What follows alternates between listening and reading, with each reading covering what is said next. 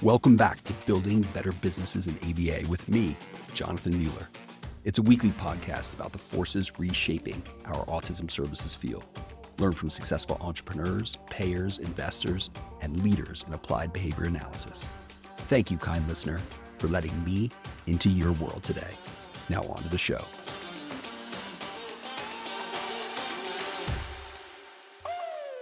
My name is Jonathan Mueller. I'm the host of Building Better Businesses in ABA podcast, and my guest today is Issac Bermudez.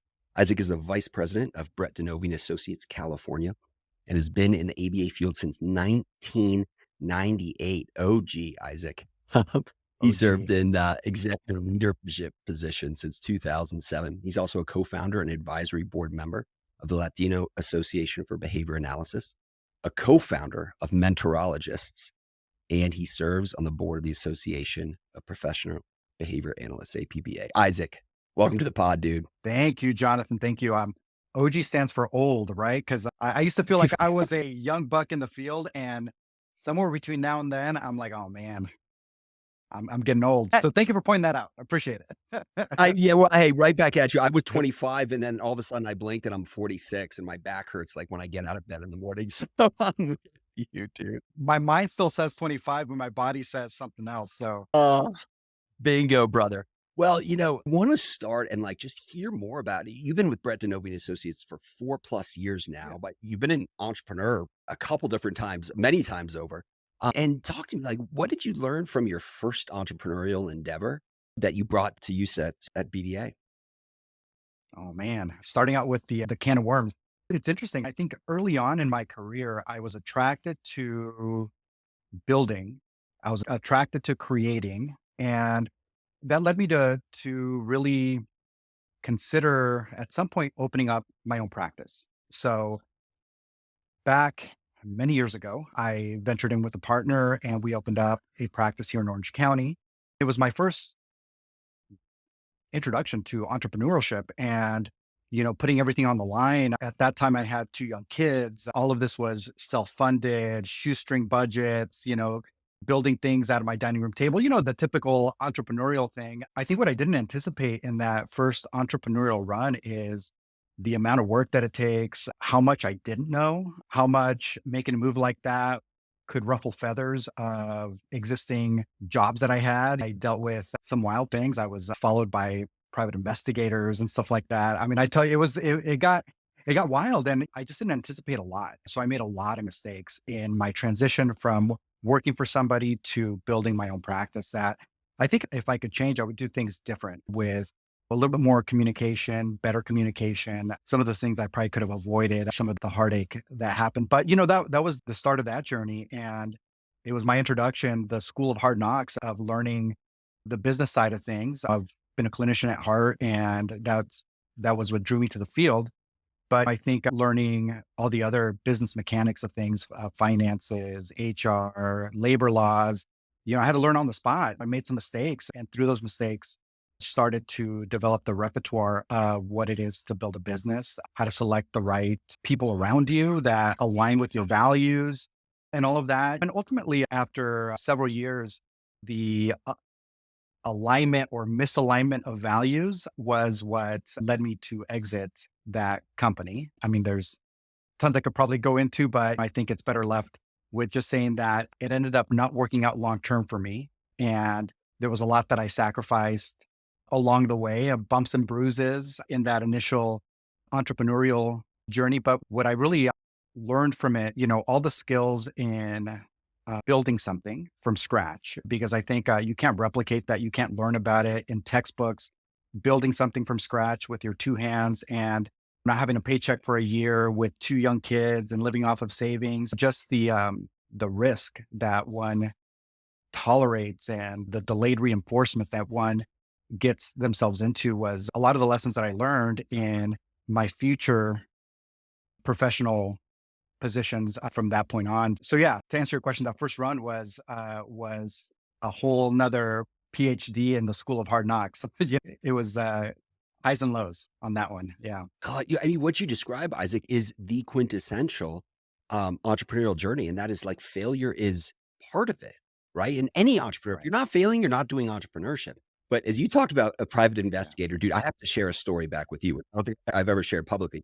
In my first entrepreneurial endeavor, this is back in 2006, 2007, I started a nonprofit with a co-founder, and this is in the Reno, Lake Tahoe area in outdoor education.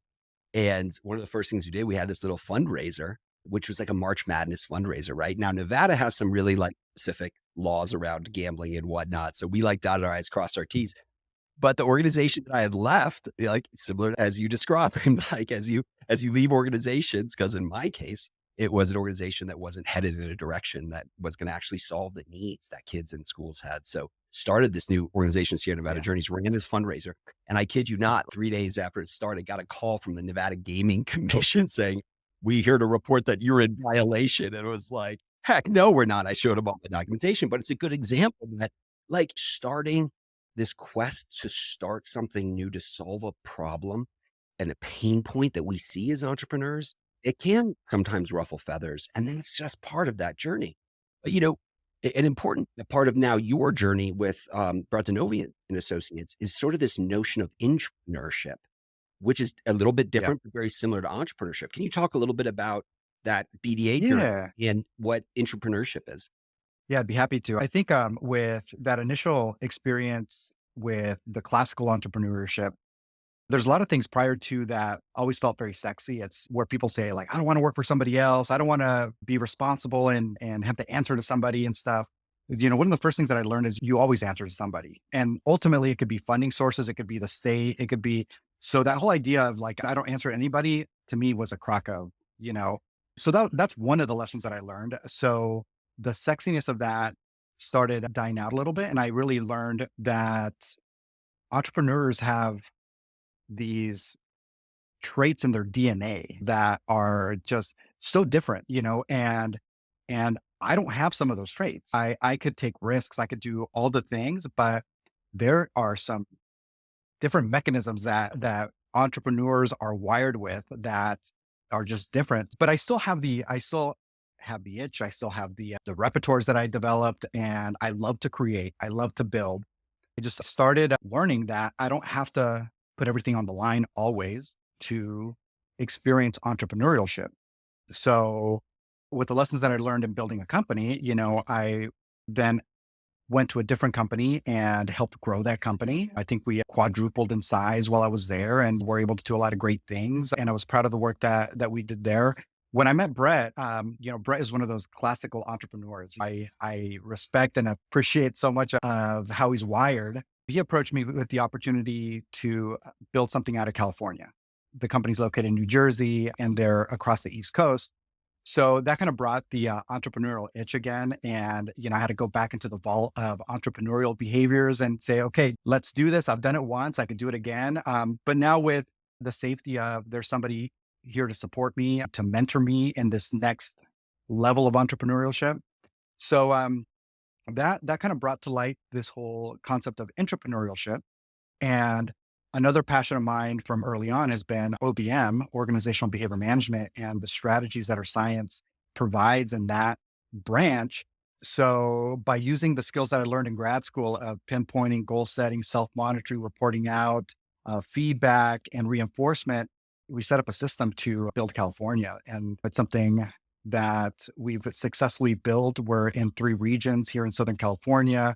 We provide services through insurance, through early intervention, through school district. We employ over 100 staff. It was something that we were able to do in 4 years. So that particular concept of entrepreneurship, I've also encouraged my staff.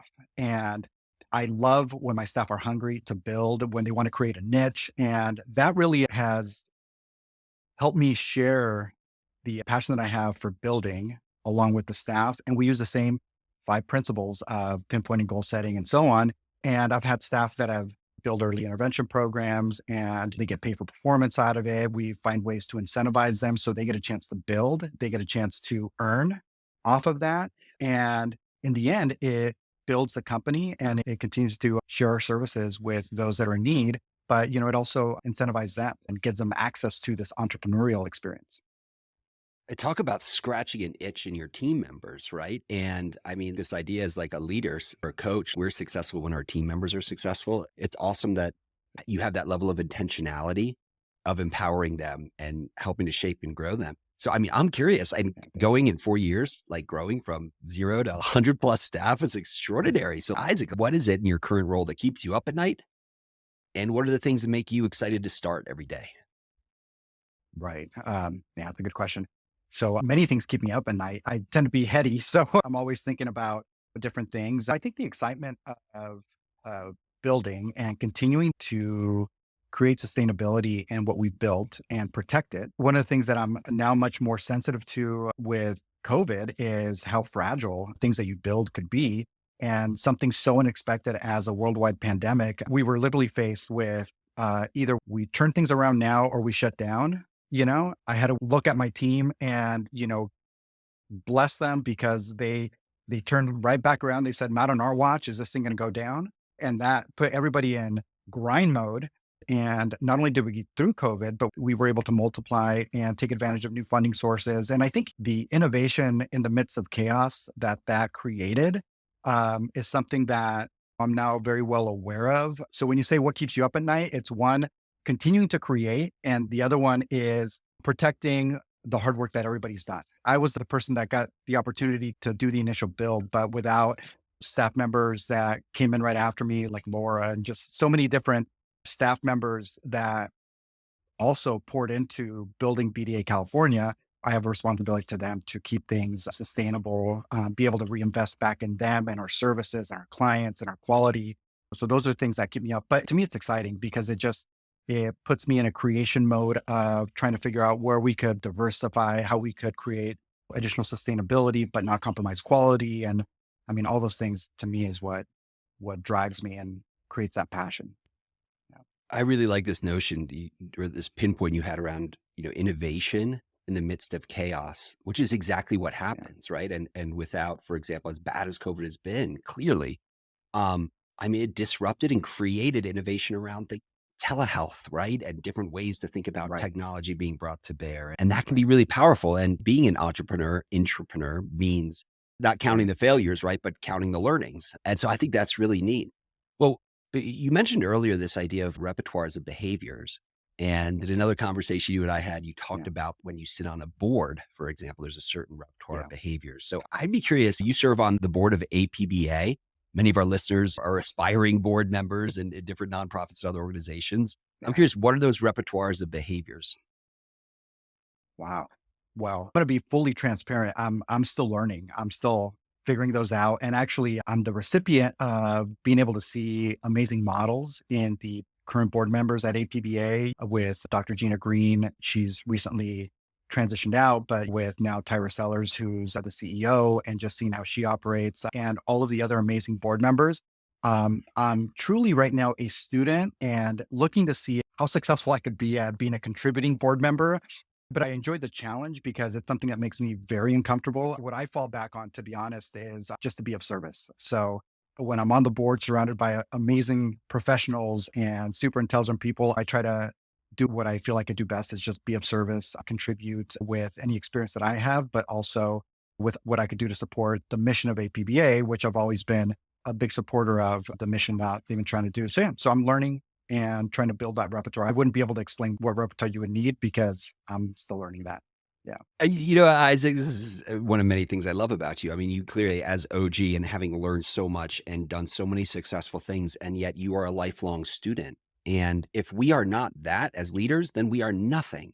I love how you describe that. Yeah. What's your vision, especially in this transition time for ABBA? Do you have any vision or like Yeah. specific hopes for what you want the organization to accomplish over the coming years? I don't want to be a spokesman for APBA, but as a person, being able to see an association that I'm a big supporter of and happen to be lucky to be on the board, I'm excited for what the future holds. I think there's new leadership. With new leadership comes new ideas, new innovations. I know there's a passionate board behind Tyra and the work that she's going to do that she's doing now. So I just see continued success. I see an evolution of APBA and the contributions that it'll make to the field. I think it's got a great foundation and great history, and I'm excited to see this new era of APBA. So that's what I'm excited about. Well, you also co-founded and are an advisory board member for LABA, Latino Association for Behavior Analysis. What galvanized you to co-found it? Yeah. So, throughout my history professionally as a behavior analyst, mentorship has been something that has been near and dear to my heart. So, one of my most prominent mentors, when I take a look at the Mount Rushmore of my mentors, he's somebody that has been instrumental in my career. I'm talking about Jose Rios. And the Latino Association for Behavior Analysis, he was the main visionary of that. And he pulled myself and my colleague, Ruth Theo de Liva. It was back in 2015, even before a lot of the prominent social unrest that we've been experiencing over the last years. He saw the disparity that there was in BIPOC professionals, underrepresented, so to speak, professionals in our field. And when you take a look at boards, when you take a look at leadership positions, you don't see a good representation of those BIPOC individuals, Latino professionals, specifically in this case. So that's really what created the passion for me and sparked me and my involvement in creating Lava along with Jose and Ruth is to really engage in activity to support a larger representation of Latinos in our field, to inspire them, to teach them, to mentor them, and give them the confidence that they could also have, as the cliche says, a seat at that table as well. To our knowledge, we were one of the first associations to really tackle diversity.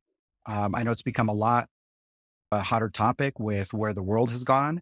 But back then, we were really one of the first. And it was really off of that mission to focus on diversity and to target professionals that were underrepresented to give them the confidence to get them out there and be a leader in our field. To emphasize, like this was in 2015, right? There's been a lot of corporations that are the Johnny come latelys around DEI, but again, you were a pioneer in this. And the thing I want to dive into a little more deeply is this importance that you describe around mentorship. And in one conversation we had, Isaac, I think you told me something like, how can we use the same technology that is ABA and OBM that improves kids' lives? Right. And how can we invest it in supervising people successfully? I know there's a fast track mentorship program, Lava. There's the Mentorologists that you started. Can you tell me a little bit more about how you think about mentorship? Very early on in my career, back in the late 90s, when I just started, I think the feelings of not knowing what I was doing, not feeling adequate to do this work, to work with the clientele that we work with, and really seeking support, supervision, mentorship, like somebody help, right? I really have the best of intentions and I want to be the best staff member that I could and provide the best support to the clients that we were working with. And just that void that I had created this passion that whenever I get to that position, I don't want anybody to feel that way.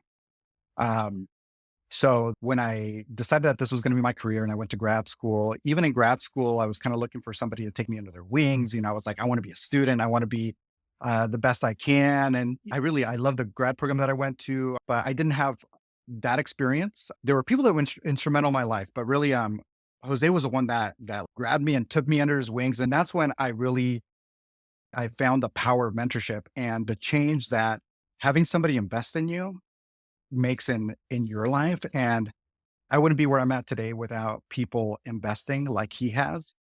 So so when I became a supervisor, um, I really worked hard to provide support. And to me, it was just such a obvious and logical thing that the science that we use to improve the lives of our clients could also be used with our staff. And I was just starting out. So it was just something that seemed obvious to me. So that led me to dive into what that science was. I did research and I discovered OBM. And at the time, I really fell in love with OBM. I fell in love with, seeing the applications that we're using with our clients being used on staff and performance improvement and so forth.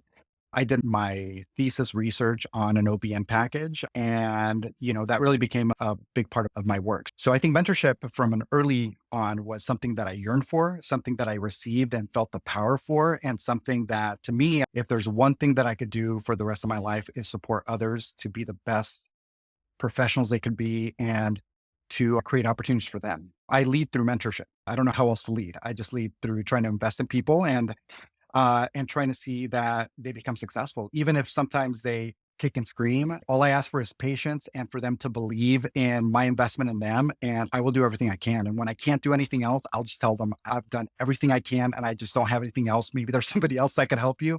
But it's always trying to lead with the idea of I want to create opportunities for you so you could be the best person that you could be, the best professional, and to work in a space that you feel passionate about every single day.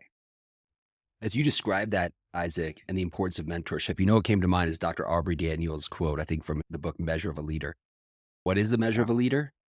The behavior of your followers, Yes. which 100%. means leadership is not about you, right? It's about the people whom you serve. And it's so important. Tell me more about mentorologists and some of these other fast track and the mentorship programs that you've created. For sure. Yeah, that's so well said. I've always used a similar quote that, the measure of my performance is based on the performance of those that I lead.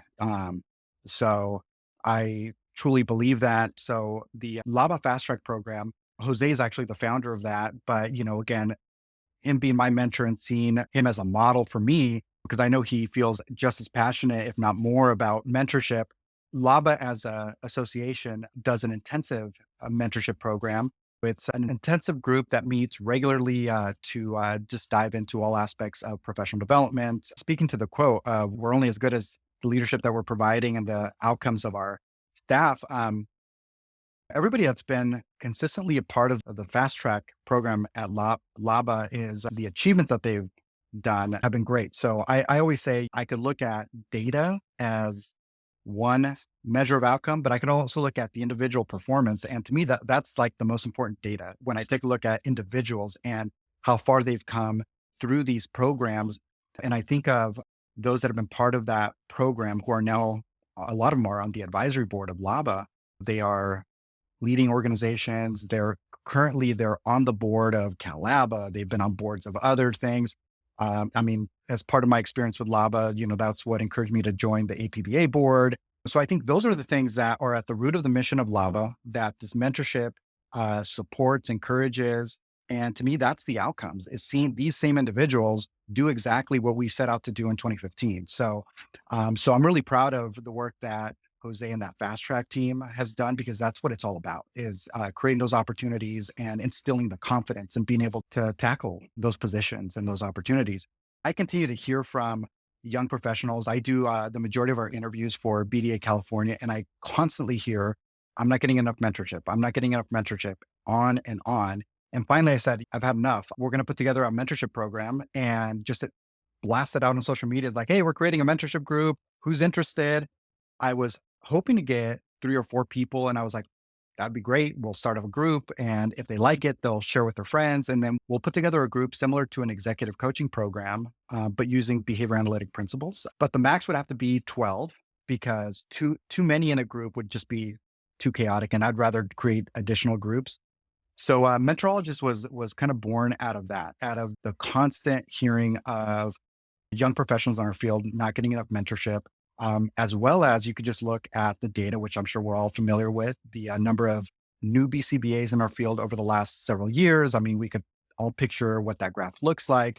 So the need for quality mentorship, supervision, and a space outside of the workplace, because I also run a company and I know when you're busy with productivity stuff and your services for clients and all that stuff, sometimes it gets hard to really dive into the things that you want to do in mentorship. So this became non-denominational and it wasn't about, which company are you in or you have to be in my company versus your company. It was open to whoever was interested. And we always respected and we continue to respect boundaries with what people want to share, don't want to share. There's not specific client information that's discussed and stuff, but it was a space for us to check in with each other, to identify goals that we're working on as a group, use a mentorologist as an accountability space where we report out on how we're doing on our goals. We tackled 3 main areas. We tackled professional goals, family, and health. So it wasn't just about let's only talk shop. It was also about let's just talk about our own health and family life because that impacts our work. Um, Part of that was also bringing in a guest mentor to do a guest presentation. That was part of the monthly mentorologist experience. of course, with COVID, being able to meet in person kind of went away. So this became all online and remote. And then that guest mentor became a webinar series. So now that webinar series has gone on for since COVID started, I think 2.5 years. And we've had some amazing speakers. So that's been able to share the mentorologist passion to a larger audience. We've had international people come and attend these webinars and stuff. So it's kind of gone in different directions based on just having to pivot from COVID, as we had to do with so many things. But again, this is bringing mentorship to those that are wanting to be part of the group. We've been able to create several groups, and we're looking to see where it goes. So that's the Uh, mentorologist. it's sensational, Isaac. I love how you framed this idea of coaching, but using behavior analytic principles. Can you Yeah, tell me like one example of what that looks like in Mentorologist and in yeah. the day-to-day coaching that you're doing? Yeah, this kind of ties into the entrepreneurial work that we're doing through coaching and mentorship. So I give one of the examples. One of the early members of the mentorologist, she ended up looking for a place to work. She landed at BDA California, but she's somebody um, that has an amazing ability to execute, from what I saw, right? And she also had a lot of experience in executive leadership and all of that. So I didn't have an open executive position at BDA California, but I wanted to see if she was interested in building a new program for us. So what I did is we talked about it. We kind of set out what the goals were, and we were able to pinpoint certain activities as part of that work, where the ultimate goal was to develop and provide service to an early intervention clientele here in Orange County. So we pinpointed some outcomes. We set goals in terms of when we were going to try to achieve those outcomes. There was a self monitoring and report out process every week. We would take a look, we would create visibility, track our progress using data, and monitor that we were trending in the right direction. Um, all the goals had a pay for performance. So as she was hitting milestones, she was earning bonuses as part of this work she was doing, which kind of started to create this entrepreneurial experience where she was getting bonused out for hitting milestones. And the feedback was our weekly meetings, as well as the graphic feedback of, the visibility that we would create. So by doing this, we kind of chipped away, and in about 8 months, we were able to fully develop this program with the funding source here in Orange County. And we now serve an early intervention clientele. She runs the program. And now we pivot to what are going to be goals for that particular program within BDA California.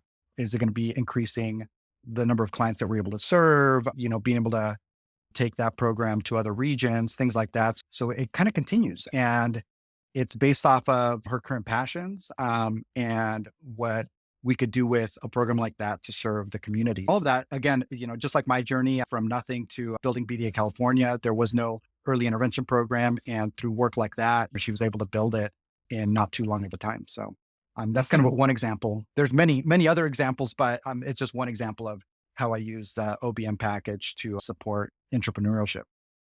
You know what's so cool about that is all of those things that you described, the pinpointing, the setting goals and working toward them, be able to provide feedback, stay up paper performance. I mean, these are all part and parcel of what makes for a successful entrepreneur, or dare I say, just a successful professional. And it's to your point, there are not enough of these kinds of programs and those kinds of mentorship opportunities available. I mean, certainly in our field, but across all of business and all of healthcare.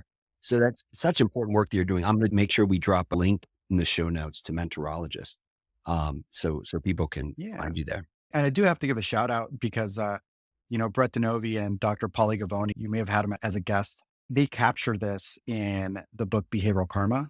I can't discuss this package without, sharing that they put together a collection of work in this book that really, for those that want to read about the application to life and leadership, it's all there. Funny enough, before I even met Brett many, many years ago in grad school, my thesis was on goal setting, visual feedback, very much the same variables. So it just became very harmonious collaboration with the work that I've done with Brett, and also Polly when he was with Brett Denovi and Associates. So yeah, so it's been a cool experience. Right on. Well, what's one thing that Isaac you think ABA business owners and leaders should start doing, and one thing they should stop doing? Uh, well, it's a good question. I think for me, business is about people. To run a successful business, we have to continuously look at how we could invest and reinvest in our biggest asset, which is the individuals that work in the business. So, to me, what business leaders should do is not lose sight of the people that work in the business and continuing to find ways and innovate on how to keep our people, retain them, how to help them be more successful, and how to help them leverage that into their own success, which ultimately will be the business success. But I think the people's where it's at. It's too easy to get lost in the financials and the hours and what we're billing here and all the operational metrics that I think at the end of the day it's about the people. So it always brings me back to mentorship. It brings me back to how we could coach and how we could be of service and be servant leaders to the people that are driving those metrics. Every metric has a face, so we have to be sure to invest in those that are driving those metrics. And I would say the opposite. What we shouldn't be doing is only focusing on the metrics, because I think that's where you kind of get some of the tough stories of businesses closing when it's just all about that. It's important. We all know the quote, no margin, no mission, but there's always a face behind those numbers. So that's to me where it starts. So I think that's the most important thing. So well said. Every metric has a face. I love it, Isaac. Hey, so where can people find you online in addition to at Mentorologist? Yeah, I have a LinkedIn page. Type in Isaac Bermudez, and you can find me there. We have several social media channels. BDA California being one. Mentorologist has a social media channel. We just launched our YouTube channel for Mentorologists. So if people want to get cool sound bites from amazing professionals that have contributed to Mentorologist content, check it out, because it's something we're putting a lot of work in to be able to continue giving back and sharing the knowledge. I'll be sure to drop a link to all of these in the show notes. Isaac, are you ready for the hot take question, sir? Oh man, all right, let's do it. Here we go. The rapid fire. You're on your deathbed. What's the one thing you want to be remembered for? Serving others and helping others be better. What's your most important self-care practice? I love time with family, is one, but I also uh, my biggest stress relief is working out early in the morning. So I'm a member of Orange Theory, and I go out there and I do a hit workout, and I get to just get into the right mental space, challenge myself first thing in the morning so I can tackle the day. So that's one of my biggest ones. I love it. And Orange Theory, which I have never done, but it sounds like that is like behavior analysis and visual feedback and all Oh those my God. things like in spades. Yeah. Oh, that's just a big addiction to that. It's, you just kind of experience that all in one workout. So it's, yeah, it's been cool. Love it. I love the hit workouts too. What's your favorite song? Beautiful Crazy by Luke Combs. That was my wedding song. I am a country fan. And Luke Combs is my man. It was also my wedding song to Nikki. So yeah, that's gotta be it. Rock on. If you could give your 18-year-old self one piece of advice, what would it be?